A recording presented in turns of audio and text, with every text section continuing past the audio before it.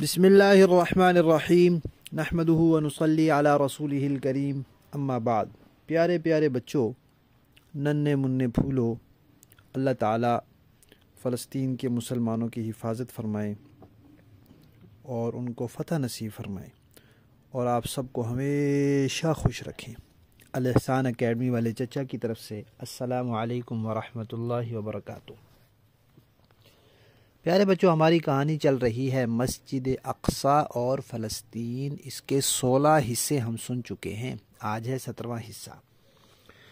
ہم نبی پاک صلی اللہ علیہ وسلم کے ارشادات سن رہے ہیں۔ تو پیارے بچوں، نبی پاک صلی اللہ علیہ وسلم نے فرمایا کہ بیت المقدس میں، مسجد اقصی میں نماز پڑھنے کا ثواب عام مسجدوں میں نماز پڑھنے کے ثواب سے بہت زیادہ ہے۔ عام مسجد میں جا کے انسان نماز پڑھے، باجماعت پڑھے تو اس کو ثواب ملتا ہے، اور وہی نماز اگر بیت المقدس میں جا کے پڑھے تو اس سے بہت زیادہ ثواب ملتا ہے۔ کئی حدیثوں میں تو لکھا ہے 1000 گنا زیادہ ثواب ملتا ہے، کہ اگر عام مسجدوں میں ایک نیکی ملتی ہو تو وہاں 1000 نیکیاں ملتی ہیں۔ پھر نماز کی ایک کام کرنے کی اگر عام مسجد میں ایک نیکی ملتی ہو تو وہاں 1000 نیکیاں ملتی ہیں۔ یہاں 10 نیکیاں ملتی ہوں تو وہاں 10,000 ملتی ہیں۔ اور ایک حدیث میں تو ہے کہ 50,000 نمازوں کا ثواب ملتا ہے مسجد اقصی میں۔ اور پیارے بچوں، نبی پاک صلی اللہ علیہ وسلم نے یہ بھی فرمایا کہ مسجد اقصی کو دیکھنا بھی بڑی بات ہے۔ فرمایا کہ ایک وقت ایسا آئے گا، لوگ کہیں گے کہ کاش ہم مسجد اقصی کو دیکھیں، جیسے آج ہم کہتے ہیں نا، ہمارا جی چاہتا ہے کہ ہم دیکھیں، تو کہتے ہیں کہ لوگوں کی خواہش ہوگی، شوق ہوگا کہ مسجد اقصی کو دیکھیں، اور اگر ان کو تھوڑی سی جگہ مل جائے، چھوٹا سا سوراخ مل جائے، اس میں سے جھانک کے وہ مسجد اقصی کو دیکھ سکیں، تو یہ دیکھنے کے بعد وہ اتنے خوش ہوں گے کہ دنیا کی ساری خوشیوں سے زیادہ یہ خوشی ہوگی۔ اتنی اعلیٰ جگہ ہے وہ۔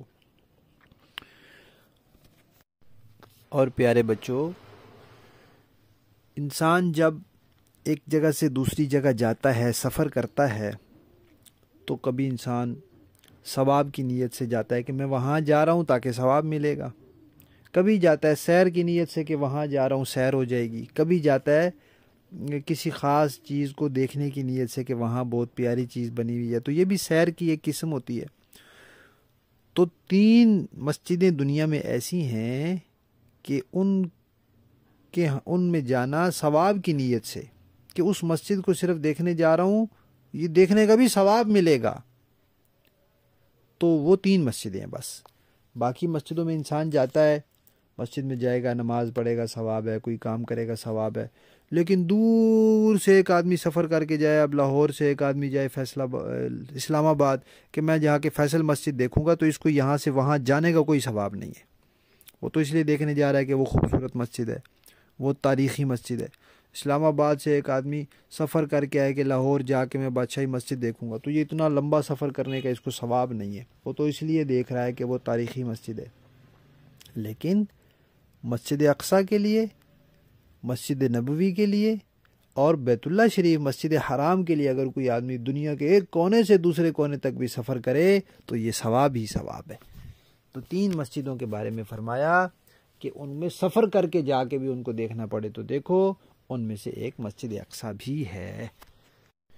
اور ایک مرتبہ نبی پاک صلی اللہ علیہ وسلم نے فرمایا کہ جو بندہ، ہم لوگ تو جاتے ہیں نا اپنے گھر سے حج کے لیے جاتے ہیں، عمرے کے لیے جاتے ہیں، تو جب حج یا عمرے کے لیے جانا ہوتا ہے تو پھر اس کے لیے احرام ہوتا ہے، اس کے لیے 2 سفید چادریں باندھتے ہیں مرد حضرات، سر کو ننگا کر لیتے ہیں۔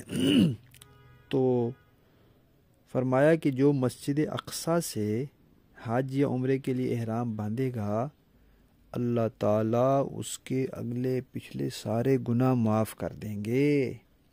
جی ہاں، اتنی فضیلت ارشاد فرمائی ہے مسجد اقصیٰ کی. اور بھی نبی پاک صلی اللہ علیہ وسلم کی باتیں ہیں اور ارشادات ہیں مسجد اقصیٰ کے بارے میں، جو انشاءاللہ ہم کہانی کے اگلے حصے میں سنیں گے. ہماری کہانی کا 17واں حصہ ختم.